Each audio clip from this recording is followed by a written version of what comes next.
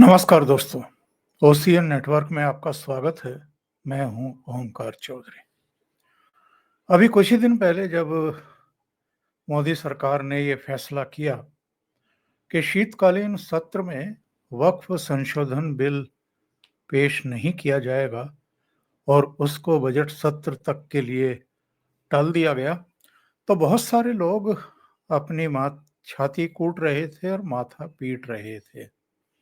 और यहाँ तक कहा जाने लगा था कि जैसे महाराष्ट्र और हरियाणा का, झारखंड का चुनाव जीतने के लिए और उपचुनाव जीतने के लिए ही इसको टूल की तरह इस्तेमाल किया मोदी सरकार ने, और अब वो इसे ठंडे बस्ते में डाल रही है।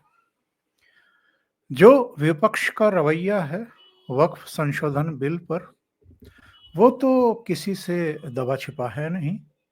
डे वन से जिस तरीके से तमाम भारतीय जनता पार्टी विरोधी दल, यहाँ तक के कुछ क्षेत्रीय दल और so called national party Congress का रवैया रहा है, चाहे ममता बनर्जी हो, अरविंद केजरीवाल हो, लालू की पार्टी हो, अखिलेश यादव हो, इनका रवैया कुल मिलाकर के क्या रहा है? वक्फ के लिए जो जेपीसी गठित की गई थी, उसमें भी सुनवाई के दौरान, बैठकों के दौरान जिस तरह के नाटक नौटंकी हुई है, और कल्याण बनर्जी जो टीएमसी के सांसद हैं और जेपीसी के सदस्य हैं, उन्होंने तो एक बैठक में उठा करके पानी की बोतल ही तोड़ दी, मेज में दबा करके मारी,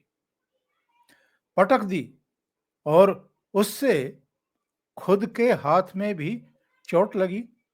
और जो चेयरमैन हैं जगदम्बिका पाल, उनकी तरफ भी उन्होंने कांच उठा करके फेंके, टूटी हुई बोतल उठा करके फेंकी, वो बाल बाल बचे।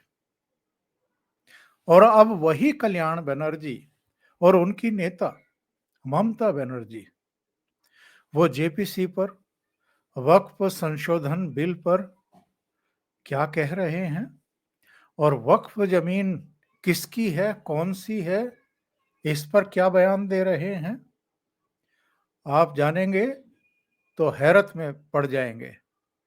कल्याण बनर्जी ने क्या कहा है वक्फ जमीन के बारे में, उस पर तो बाद में आते हैं।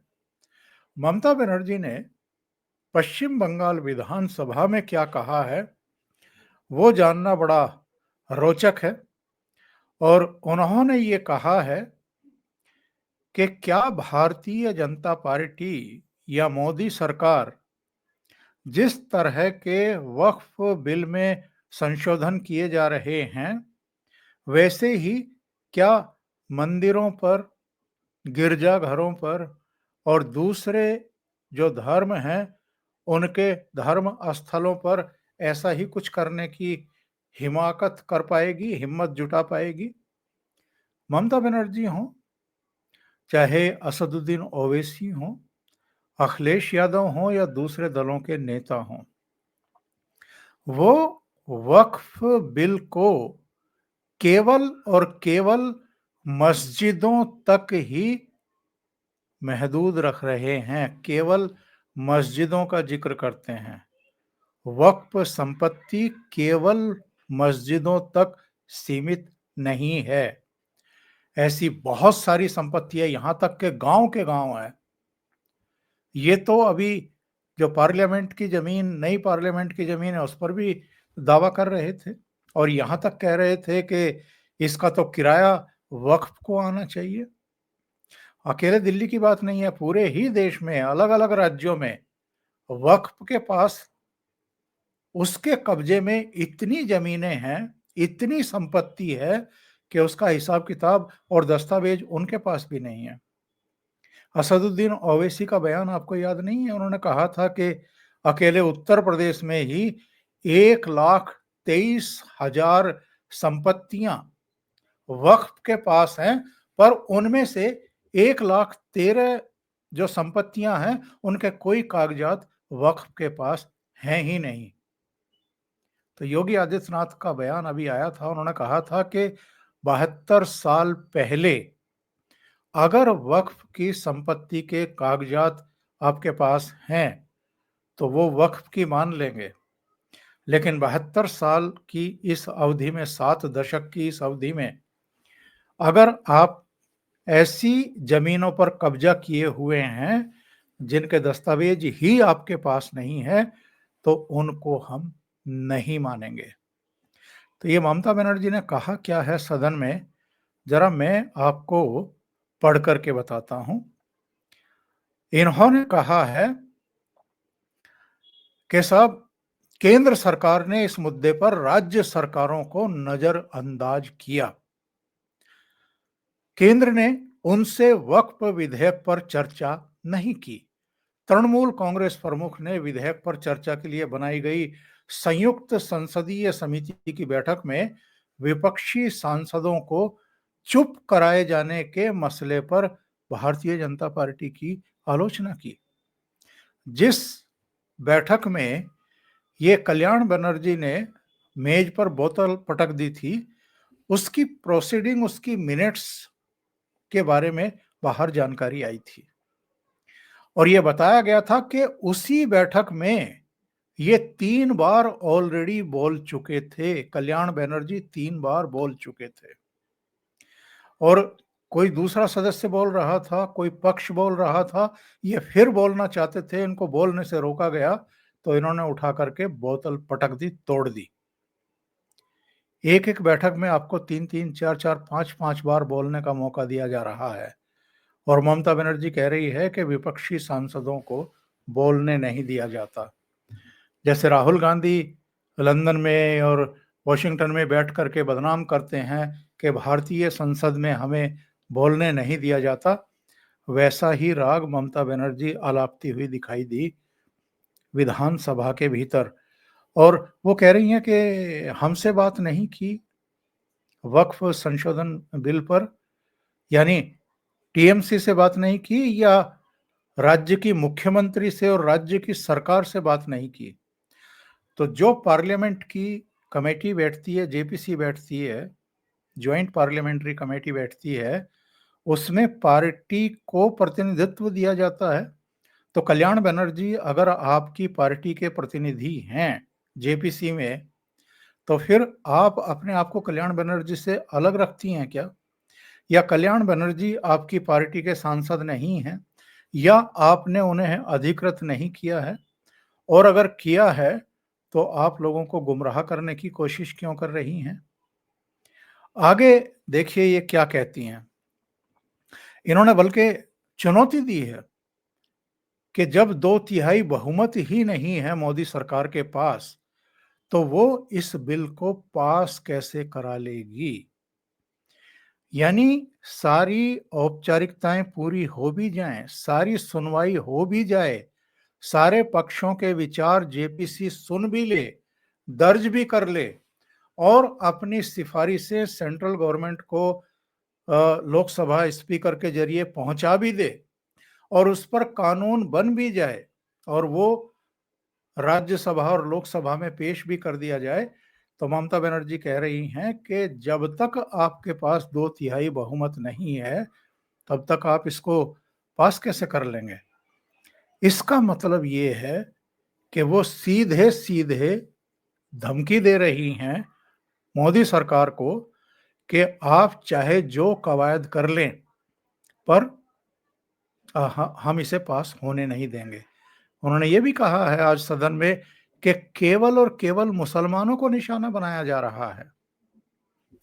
तो आप ये सोच करके देखिए कि किस तरीके से ये जो लोग हैं, जो तुष्टीकरण की राजनीति करते हैं, वो किस तरीके से मुसलमानों को भड़काने की कोशिश कर रहे हैं और इस देश में एक बेहद तनावपूर्ण परिस्थितियां पैदा करने की भूमिका निभाते हुए दिखाई दे रहे हैं। इनके कल्याण बनर्जी ने एक बहुत आपत्तिजनक बयान दिया है जिसके बारे में मैं चर्चा कर रहा था शुरू में, और उस पर जगदम्बिका पाल जो जेपीसी के चेयरपर्सन हैं, उन्होंने उनको फटकार भी लगाई है। इन्होंने क्या कहा है? इन्होंने कहा है कि मुसलमान जिस जगह पर नमाज अदा कर लें वो जगह वक्फ की हो जाती है। तो अब सवाल खड़े किए जा रहे हैं, इनसे पूछा जा रहा है। अमित मालवीय ने एक ट्वीट किया है, उसमें बहुत तीखे सवाल पूछे गए हैं कि ये जो रेलवे स्टेशन पर शुरू हो जाते हैं, ये जो रेलगाड़ी में शुरू हो जाते हैं, ये जो हवाई अड्डों पर शुरू हो जाते हैं, ये जो सड़कों पर शुरू हो जाते हैं, फिर तो जहां भी नमाज पढ़ेंगे वो सारी की सारी जमीन जो है वो वक्फ की हो जाएगी। और ये वो आदमी हैं जो हाई कोर्ट के वकील हैं, जो बरसों से मेंबर ऑफ पार्लियामेंट हैं, राज्यसभा में भी रहे हैं, अब लोकसभा में हैं, और जो जेपीसी के सदस्य भी हैं। इन्होंने ही वो बोतल पटकी थी और अपने को भी घायल किया था, और जो चेयरपर्सन थे उनको भी घायल करने की कोशिश की थी। अमित मालवीय ने ये कहा है कि बनर्जी की टिप्पणी का मतलब है कि सार्वजनिक स्थान जैसे सड़कें, रेलवे ट्रैक, हवाई अड्डे, पार्क, अन्य क्षेत्र जिनका उपयोग नमाज के लिए अक्सर किया जाता है, किसी न किसी बहाने से वक्फ की भूमि के रूप में दावा किया जा सकता है। इस व्याख्या के तहत कोलकाता के महत्वपूर्ण क्षेत्रों सहित भूमि के बड़े हिस्से मुस्लिम समुदाय को हस्तांतरित कर दिए जाएंगे। उन्होंने लिखा कि अगर चुनावी लाभ के लिए इस तरह के विचारों को बढ़ावा दिया जा रहा है तो बंगाली हिंदू समुदाय को महत्वपूर्ण चुनौतियों का सामना करना पड़ सकता है, यहां तक कि संभावित रूप से उनके गृह राज्य पश्चिम बंगाल में विस्थापन का एक नया संकट जो है वो खड़ा हो जाएगा।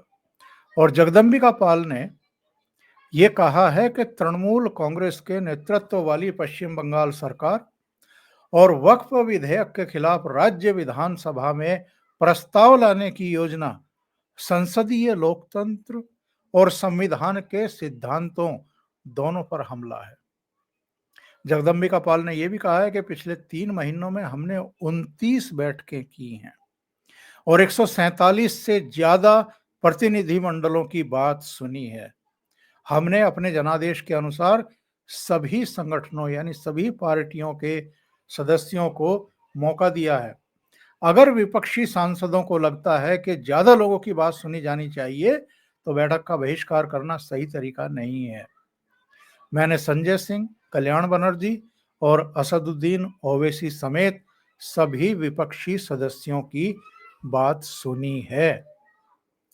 इन लोगों ने 27 नवंबर की बैठक से वॉकआउट किया था और आरोप मढ़े थे कि साहब जो राज्यों के बोर्ड हैं, वक्फ बोर्ड हैं, उनकी बात आपने सुनी नहीं है। इन लोगों ने वक्फ संशोधन विधेयक के लिए गठित जेपीसी का कार्यकाल बढ़ाने की मांग की थी, तो कार्यकाल बढ़ा दिया।